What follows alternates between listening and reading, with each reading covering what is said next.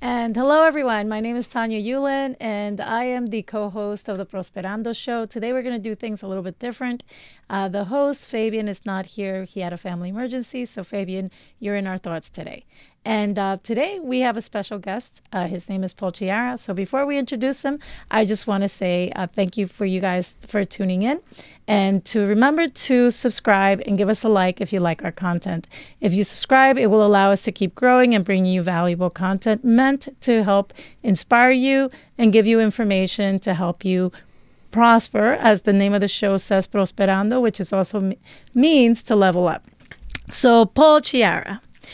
Today, I wanted to invite Paul because I met him a little while ago, and I know that he's a beast as far as it goes with, working out. But I then learned that he was coaching and helping people really develop, and I took a personal interest in that. He actually helps my son, but the growth that I've seen is really great, and I think that I just wanted you to speak to that because as we look to level up in ourselves, and typically we speak about finances, probably the most important thing is the way that we handle our bodies. And so I have Paul Chiara. Paul, thank you so much for coming, and tell us a little bit about yourself. Thank you, Tanya. I appreciate that. It's a pleasure to be here. It's nice to have an opportunity just to talk about, what I do, how I do it, a little bit of my background here. To start off, I really enjoy working with your son, Aaron. He's really great. He works really hard. He listens, he responds, and you can see that he's been making progress. So we're really happy about that. Okay. So what I do is I'm a performance trainer, a sports performance trainer, and I do sports-specific stuff. I also do more core concept stuff. When you're looking at athletes, there are key components that all athletes need to have really to excel, and ground interaction, explosiveness, speed, change of direction, strength. You have to train all of those. I used to be very, very big into training myself. I don't have as much time now as I focus more on other people now. I was very big, very strong, very fast, right?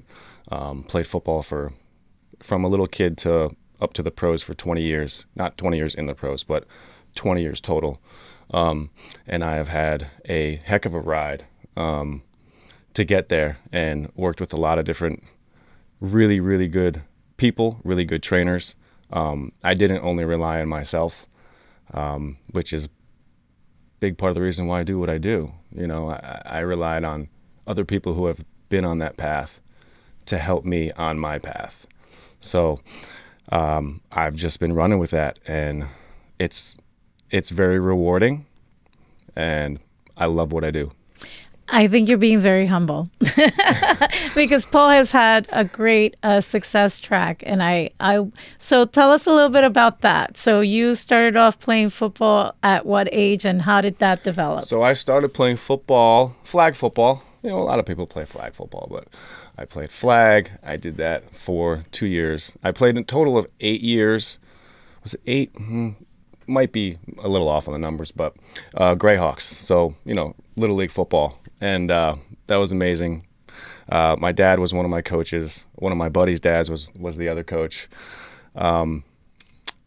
Football at that level is such a different game, just the purity of fun and kids, and starting to learn what it is to how to play football, really, because it's a very intricate game, 11 people each side, moving a lot. You got to understand, you got to see the flow of the game. So I did Greyhawks for, say, around 8 years. Had a lot of success on team-wise and personally. Running back, safety, some linebacker, returned kicks, did punts, Did kickoffs. I did a lot. I did a lot on the field, and but I enjoyed it all, and I embraced it all. And then get to high school. I played for Coach Wilkins at Mountain Lakes for the Herd football. There you go. You can see it now. Boom. And I knew when I was in 8th grade that I wanted to play D1A college football. That's the highest level of college football. Kudos to every other level of football, but that's what I wanted, right? At 8th grade. At 8th grade, I knew. So I was on a track mentally and physically that was taking me there, right? Lots of sacrifices, some bigger than others. So I trained very hard. I had all sorts of different types of training, from explosive work with Olympic javelin coaches to strength training with professional bodybuilders. I used to get up before school and do speed training when it was dark out, and then go to school, and then go to practice, and then go lift, and then play basketball, and that was my day. But my training was very serious, and I knew my training was going to take me where I wanted to go. I had a good amount of God-given ability, right? But for me to get to the level, coming from a small school that I wanted to get to, I needed a lot of recognition. So I had, and my dad and I had this conversation. We spoke about how I was going to have to do something really special at Mountain Lakes in order to get recognized for a D1A level football, right? And so I spent all high school, really up through my junior year, proving that. And then I had my biggest season of to date, my junior year. I sent out VHS because there's no internet wasn't really the thing then. This was I graduated high school in 2004, right? Right. So VHS, I sent out VHS clips, highlight tapes of myself to schools to try to get some attention. I got Syracuse and Boston College. I got a lot of attention from a bunch of schools, but I wanted to play running back. Right, I wanted to play running back. That was my specialty. That's what I love. Hitting the end zone, nothing like it. It was great. It was great. So I wanted to play running back, and not a lot of schools would give me that opportunity. They all wanted me to play safety for them. Not all, but many wanted me to play safety for them. Some of them entertained me coming in, trying running back, and if it didn't work out, going to safety. I didn't really want that. I wanted someone who believed in me. Right, I wanted someone who goes, "Yes, you're the man for this job." So that's what took me to Syracuse. Unfortunately, my coaching staff who recruited me got fired after the first year. Oh boy! It was actually that was tough. That was tough to deal with. So I had to battle a little bit for some playing time here and there, but I had a very fulfilling college career. Once again, super hardworking. Always wanting to put in more than other people. Not as a showboat, because you know what you're going to get out of it, right? It's that mental side of things where you're putting in so much work that other people can't match that. That's what gives you confidence. That's what lets you go out there and really just let loose. So a lot of really tough training, really great strength conditioning coaches at Syracuse, Hal Luther and William Hicks. William Hicks is still at Syracuse. Hal Luther, I know, is in the league. He was with the Bills. He might be with someone else now. He's been in there for a while. Really good guys. Learned a lot from him. Something I teach called speed through ground force contact.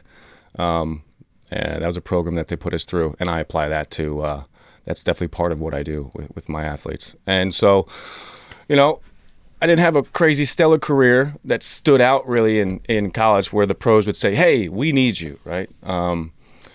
But I was able to, through very intense training, 5 months, twice a day, 2.5 hour sessions, only Sundays off, for my pro day, be prepared for my pro day, which is when all the scouts come to your school and check you out. I was able to really blow them away. Yeah. And that's what gave me the ability, the ticket to, okay, let's see what you do at the next level. And I wasn't there very long, but I had a great experience. I knew I belonged there when I was there. and I'm really, I couldn't have asked for it to really turn out much better than it did. That's wonderful. So I hear you say a couple things that go outside the box. So you basically have this intensity, and you're talking about preparation. So the first thing, you had a vision, something that you wanted. So you had that persistence to go towards that goal. So from what I hear, you have this vision, the hard work, and then you're saying after the vision and after putting in the work, you talked about discipline and mindset, but how do you? Which one was first? Did you develop the discipline, or did you have the discipline to then manifest what it is that you wanted? Okay, that's a good question. I mean, the goal has to be there, and then I think then the mindset has to be there, and then the determination is what keeps you going. So motivation gets you started, right? Mm-hmm. And then determination is what keeps you going. Mm-hmm. So I think determination is the biggest factor. And anyone can pick a goal, say it out loud, and walk away, right? What are you actually doing about that every day, or at least almost every day? How many of your decisions that you're making are based on towards that goal, right? So not partying certain nights because I have things to do the next day, right? Missing out on, I did a lot of my sacrifice involved less social activities. I still had plenty, but a lot of them involved less social activities so that I was prepared for what I had to do the next day, because every day was geared towards my goal, right? I wasn't living day to day in that way. I was living a route to what I saw as an endpoint. And it's a lot of work to stay focused. It's not easy. It can be draining. You got to get your sleep at night. You got to eat. You got to rest. Recovery is super important, right?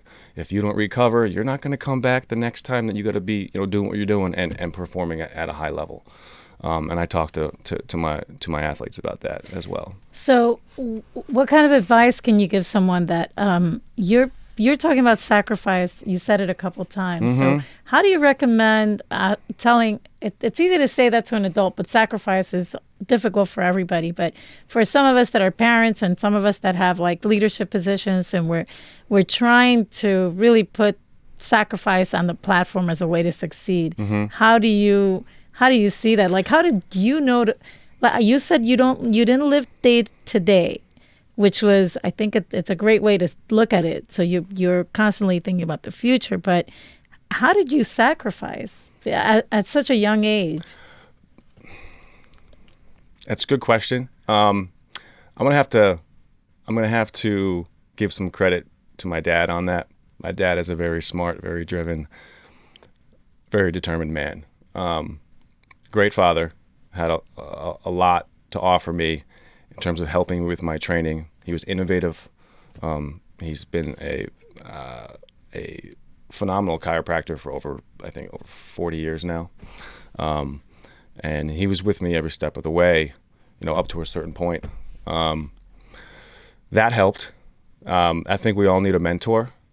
I don't know if I would have been that consistent if I didn't have that backing and a little bit of that push, right? That just kind of ties right into like why I do what I do, right? How I do what I do, right? So what are some of the ways that he would encourage you and like push you, drive you? I mean, being my coach in Greyhawks, I had no excuse to not be first in sprints every time. Like, you're tired? Go. You still should win. You're the fastest guy in the field, and he'd remind me in a way that didn't make me feel pushed down, but like, if you don't do X, Y, and Z, you're not going to get where you want to get. That's because you have to do these steps in order for them to lead you to here. And he wasn't instilling fear in me. He was being real about the situation. Sometimes as a kid, it felt a little daunting. Oh, I got all this to do, but I wanted to do it. Like, if I really didn't want to do it, I wouldn't have. And if I really didn't want to do it, I wouldn't have been forced to do it. So we all need a mentor. We all need someone that can help us navigate and help us stay on our path. We're all going to have a little bit of a windy path. Nothing's a straight line. But we need someone that's like bumpers for us, right? Down the way, and just kind of get back in the middle. Get back in the middle. So that helps a lot. So someone to hold you accountable. Sure. That's wonderful. I think that's been, in my opinion, the biggest benefit that I've seen. So like Paul mentioned, he's been training my son, and wow, the physical transformation is very impressive. But I really love the mental transformation too. He's on this kick, like you're saying, where he's not obsessed, but for a young kid to be motivated that much, it's pretty impressive to watch someone sacrifice and want to do these things, because now the confidence is building, not so much in like this, I want to, but they're seeing the end goal like manifest. So he's seeing that, oh my gosh, I'm getting bigger, I'm getting faster. I can. I Not can. I want. I can. You know. And now it pushes you to see, well, how far can I take this? Yeah, you take one step, right? Exactly. So in your coaching, do you do any everything you're saying is like athletic performance. So how much of that is conversational, or the goal setting, or the mental part of it? I mean, it's a good portion of it. I won't take too much time out of a session and eat up time talking about it. I will talk about it in between sets. That's where I do a lot of, actually, talking about the mental side of things, emotional side of things, what we're going to do physically moving forward. I talk to them about 2 minutes in the beginning, some updates. What have you done recently? So I don't want to do any overlap and overtrain. And then I talk to them in between sets, not every single one, but when I feel like I need to bring something up, or if I can see there's something on their mind, I'll want them to let it out with me a little bit. And then at the end, I kind of tie it all together with just like a couple notes of, really just whatever we spoke about that day. I give you a couple bullet points. All right, here's what we talked about.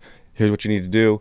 And then every single time that we leave, at least the weight room, but almost the track too, usually, what I tell them is eat. Now you got to go eat, because if you don't eat, you're not going to grow, right? You need that calories. You need the calories. You need the sustenance. You need substance in your body, so your body will grow. And then you got to recover, right? So train hard, eat big, recover, do it again. So, and a lot of what you're doing is you're already training. So the people that are coming to you are set on a goal. They want to be something. They want to do something. They want to be better, right? They want to be competitive. Some of them already are and want to be even better. Some of them aren't quite yet and want to become that. And both are great. I think that's the scariest thing for most people, I think, is competition, right? That's why most people kind of stay where they are, because it's hard to push yourself outside of your comfort level. So what can you say? Obviously, you mentioned, you made it sound as if you're so old, like back in 2004. So I'm even older than that. But in today, it seems like competition can sometimes be a bad word. And I think that's unfortunate, because competition drives, right? So how do you see competition, and how do you speak to people about competition today? Right. With all the, you know what I mean? Because you have to be a little more politically correct today. Sure. I mean, yeah. Competition, I think it's necessary. It's necessary for growth. It's necessary to test yourself against other people, with other people. I think competition is a very positive thing. It's like, I think with most things, it's how are you approaching it? How are you handling it? How are you operating through it, right?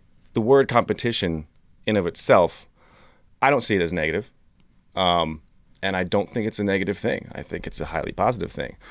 But depending on how you go about it, that can change the definition of that word, right? So I talk to my athletes about competition. I'm not going to be too lighthearted about it. We're out here to win. You're out here to get better. I want you to be motivated and determined, right? And I want you to go out there and believe you're going to take over the game. And you can't do that with a really soft attitude. You just can't do it. It just doesn't work. Mm-hmm. So there's the level of intensity of the actual training, and there's also a level of intensity in which I speak with my athletes. And the thing about that is everyone's a little different. I do one-on-one sessions, so everyone's a little different. How I communicate with them, the types of words I'll use, what they because of how they respond to them. Many of my clients I've had for a while now, and I've learned we build relationships, right? So I've learned how to navigate with them. I'm there obviously to coach you up, to teach you. But I also don't want to take you too far away from yourself, right? I want to build on what you are. I'm not trying to replace what you are. I think that's really important. That's wonderful. And I think, I think maybe that was a lot of the criticism back in my day, with Bobby Knight and those kind of coaches, which would basically, drill into you and like, again, in a very aggressive military like. I mean, and I don't necessarily know, my personal opinion is, like you said, you approach people differently so long as you're not belligerent or you're not hurting someone. I think that different coaching styles are important because some people don't communicate the same. Some people don't react the same way, right? So I think it's great that you're, you're conscious about that. And I think that that's what's really great today is that we don't necessarily have to redefine these words like sacrifice and competition. I think it's really important that we keep them because these things are important to help us grow. However, we can be sensitive about not being belligerent and, like you said, taking away from somebody's self, right? I think that's special. So what kind of advice or tips would you give someone? Because I think a lot of what you do, although you specialize on physical performance and specifically for athletes, many of the things that you're speaking about parallels into the world in any kind of industries, absolutely, especially in the business world, right? Absolutely. So what kind of advice would you give someone today that's looking to level up and go from where they are to, moving up to a higher position in life? I mean, I think first and foremost, you may have heard it before, but no one's going to hand it to you. That's number one. Okay? Number one is if you expect yourself to be able to just say out loud what it is that you want to the world, and it's going to show up on your doorstep. Manifestation. Yeah. No. Put it on a board. Yeah. Your board's going to sit there for a long time until you do something about it. So action. The hardest, I think the hardest thing for everybody, most people, a lot of people, I want to label everybody, but is just starting. The first step. Your first step. Take your first step. And then your second step will come. And then your third step's there. And then you're taking your fourth, fifth, sixth, and you're like, I was just at one. You've come such a long way already. Take your first step. Small tasks, take your first step. Big tasks, take your first step. Apply it to everything. Take your first step. And if you feel like if you think you're a procrastinator, give yourself, when you have a thought that you go, hey, I should do this, give yourself like a 5-second countdown and then just start doing it. Because if you don't give yourself that little if you tend to procrastinate and you don't give yourself that little bit of a countdown or something along those lines, you're just not going to start it. You're going to keep thinking about it. And there's kind of like this balance of being a thinker and a doer. If you're too much of a thinker, you're not a doer. Too much of a doer, you're not a thinker. You got to balance those two. How do you count down? Give me an example. Literally. Okay. Literally. Okay. Something as simple as if I have some dishes in the sink and I see it, I know I should do it. And if I stand there and I go, just for a split second, if I stop and look at them and I'm like, I don't want to do them, but I should. I kind of go, 2, 1. All right, I'm starting it. And then I'm done. Okay. And it's done 5-10 minutes later, and I move on to something else. And I don't do that with everything. I'm not counting down every second of my day. That would be way too much. But I use it. I do use it. It's not, I don't need to use it for everything. I tend to think I'm pretty disciplined, pretty determined, staying on point, right? Being consistent in what I do. But I do use it. And that's something simple that can help out. Okay, so take action, do a countdown. You mentioned have accountability. So if you said everybody needs a mentor, obviously you are specifically a trainer. So what if someone doesn't have a trainer? Who can be your mentor? Who can be that person that holds you accountable? Well, you can find mentors in different kinds of ways. You can find business mentors, you can find life coaches, stuff like that. But I mean, ways to help you be accountable without having a mentor. How important is your future to you? You know, and that can be tough for someone younger. But if we're talking about people who are, a little more mature, your future is in your hands. Like, you got to be accountable to yourself. At the end of the day, the only person you have to look at is yourself in the mirror, and you're gonna have two reactions. You're gonna be happy with it or not so happy with it. You won't be neutral. Neutral is not really a thing. You're either happy or you're not. So I think that's a big part of it. Yeah, I love that. And I think that there's also it seems like everybody seems to have either a therapist or obviously your number one mentor is usually family. So family, friends, it could be a therapist, it could be a life coach, it could be a trainer.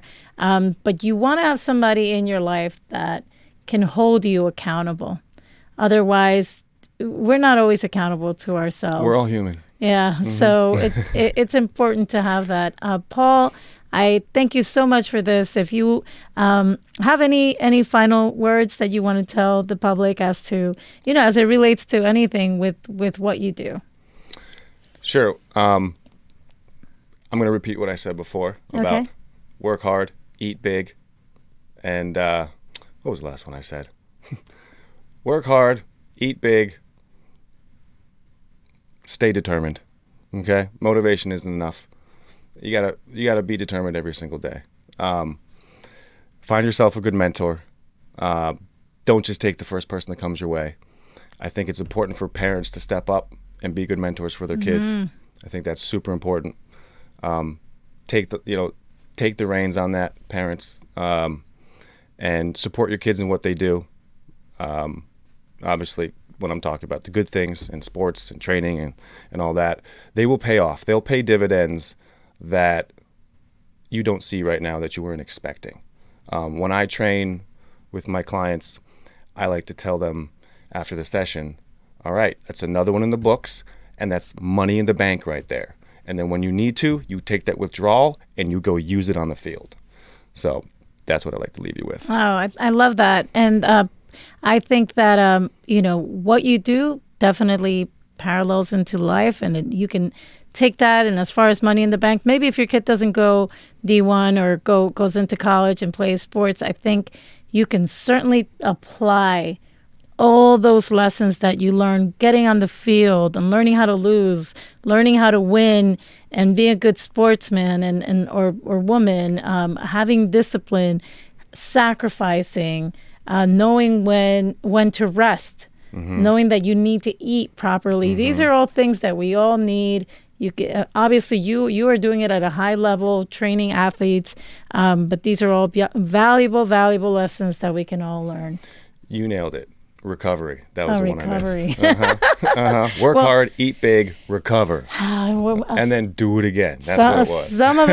Some of us are good at that. I'm personally that's one of my things. I don't know how to take it easy. So even on vacation, I'm like, relax. Right. So so there's a difference between resting and doing nothing. Right. So an active recovery, something that's helping you, something that's keeping you moving, but it's not strenuous. Active recovery. Active recovery. I like that. Active recovery. Okay. Active recovery is what you want. You might take a day of total rest. That's okay. But your rest day should not always be you do nothing. You should figure out something to do that's slightly passive but still active enough. I love that. Yeah. I love that. Paul, thank you so much for coming to the show. Thank you so much, Tanya. I'm very happy with everything that you're doing. I love watching literally kids develop and just go through this transformation. It's pretty amazing. And obviously they go off to become men like you that go off and then serve and help others and contribute to society. So this is a beautiful thing. Getting ready for the world. Yes. Thank you, Paul. And thank you, everyone, for listening. And remember, if you haven't subscribed, please subscribe to help us continue to grow and provide valuable content. And if you haven't given it a like, please give us a like. Thank you so much for coming. And until next time.